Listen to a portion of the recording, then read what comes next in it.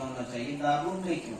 کیا کام ہے دارالعلوم کے اندر کہ جشن جمہوریہ منایا جائے، جشن آزادی منائی جائے؟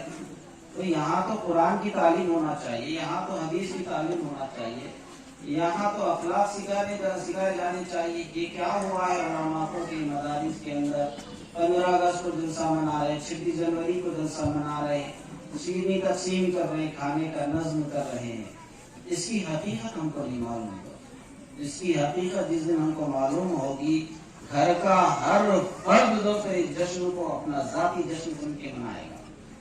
یہ ہندوستان جو آپ کو نظر آ رہا ہے آج کئی ٹکڑوں میں بٹ چکا ہے، لیکن متحدہ ہندوستان جس میں اب پاکستان ہے وہ ہندوستان میں شامل تھا، جو بنگلہ دیش ہے وہ ہندوستان میں شامل تھا، برما تک ہندوستان کی سرحدیں ملی ہوئی تھی، افغانستان کا حصہ بھی ہندوستان کے اندر شامل تھا۔ اتنا بڑا ہندوستان تھا، اتنے بڑے ہندوستان پر انگریز اپنا سکہ جمانے کے لیے، انگریز یہاں کے لوگوں کو غلام بنانے کے لیے بڑی سازش کے تحت آیا ہے، منصوبہ بند طریقے سے ہندوستان کے اندر داخل ہوا۔ وہ تو پہلے آ کر بادشاہوں کے سامنے سرنڈر ہوا، کہا کہ یہ آپ کا ملک تجارتی ملک ہے، یہاں پر بڑی معدنیات پائی جاتی ہے، یہاں پر بڑے مسالے جات پائے جاتے ہیں، ہندوستان کی تلوار ساری دنیا کے اندر مشہور ہے، یہاں کشمیر کے اندر زعفران اگتا ہے، سب سے قیمتی اور سب سے پیور زعفران ہے۔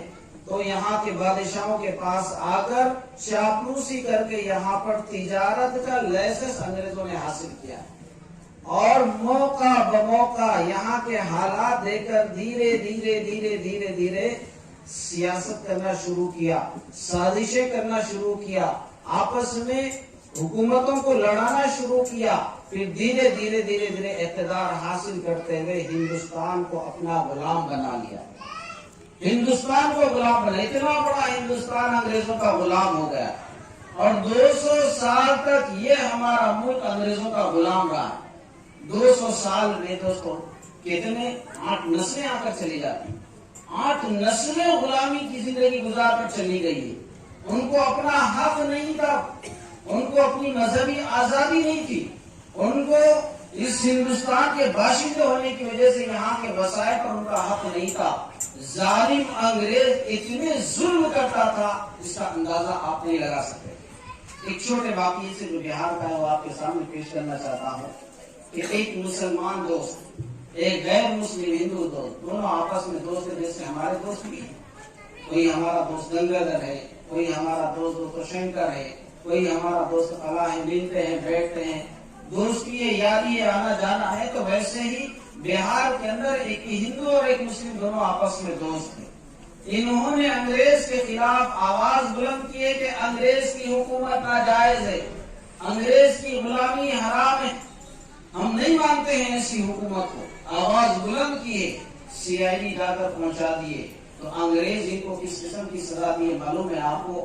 جو ہندو تھا اس کو پھانسی دے کر، اس کو جیسے مسلمان کو دفنایا جاتا ہے ویسے کفن دے کر اس کو دفنایا گیا ہے، اور جو مسلمان تھا اس کو ایسے جلایا گیا ہے جیسے ہندوؤں کو جلایا جاتا ہے، تاکہ ہندوؤں کو تکلیف ہو مسلمانوں کے طریقے سے، اور مسلمانوں کو تکلیف ہو ہندوؤں کے طریقے پر جلانے پر۔ ایسی تکلیفیں دی گئی ہے، ایسی قربانیاں دی گئی ہے دوستوں۔ تو یہ جو ہندوستان کی غلامی کو ہٹانے کے لیے ہمارے اکابرین نے محنتیں کی ہے، اس میں سب سے زیادہ حصہ یعنی 99%، 100 میں سے 99% شروعات کے 100-150 سال جو محنتیں ہوئی ہے وہ علماء اکرام نے کی، یعنی عالموں نے کی، یعنی مفتیان اکرام نے کی، یعنی حافظوں نے قربانیاں دی ہے۔ کیسی قربانی دی ہے؟ شاہجہاں محدث دہلوی رحمۃ اللہ علیہ کی بات آپ نے بھی سنا ہے، فتویٰ انگریزوں کے خلاف دیا، زہر دے دیا گیا، زمین پوری ہڑپ لی گئی ہے، زمین پر پورا قبضہ کر لیا گیا، گورنمنٹ اس کو اپنی کسٹڈی میں لے کر دوستوں ان کو خلاش کر دیا ہے۔ کس بنیاد پر؟ انگریزوں کی غلامی حرام ہونے کا فتویٰ دینے پر۔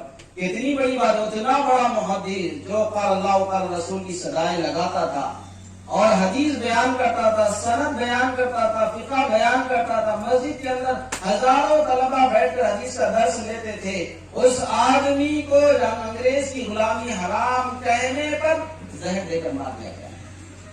زمین چھین لی گئی ہے، لیکن ان اکابرین پر قربان جائیے، انہوں نے مرنے سے پہلے جنگ آزادی کے جذبے کو اپنی اولاد اور اپنے شاگردوں کے اندر منتقل فرمایا، وہ سلسلہ چلتے ہوئے دیوبند پہنچا ہے۔ حضرت قاسم صاحب نانوتوی رحمۃ اللہ علیہ حجت الاسلام جو اسی سلسلے کی سب سے بڑی کڑی ہے، انہوں نے انگریزوں کے خلاف باضابطہ جنگ کی ہے دیوبند کے اندر۔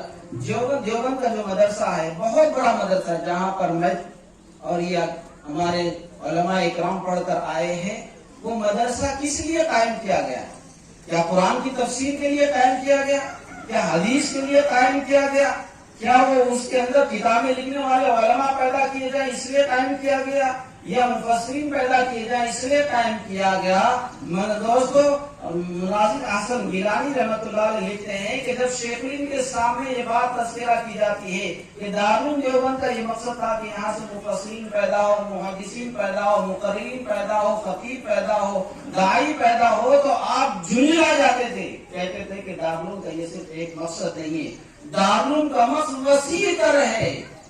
مقصد یہ ہے کہ یہاں سے ایسے علماء پیدا ہوں جو انگریزوں کے خلاف کھڑے ہو کر کہے کہ انگریز کی غلامی حرام ہے، انگریزوں کے خلاف علم بغاوت کرے اور ڈنکے کی چوٹ پر کرے کہ انگریز کی غلامی حرام ہے، ہندوستان پر جو انگریز راج کر رہا ہے وہ غلط ہے، ناجائز ہے، درست نہیں ہے، اس غلامی کو قبول نہیں کیا جائے گا، یہ ہمت لے کر اعلان کرنے والے عالم پیدا ہو، اس لیے مدرسہ قائم کیا گیا۔ میں دیکھا ہوں دارالحدیث جو وہاں پر ہے، اس کے تہہ خانے کے اندر آج بھی مجاہد آزادی فریڈم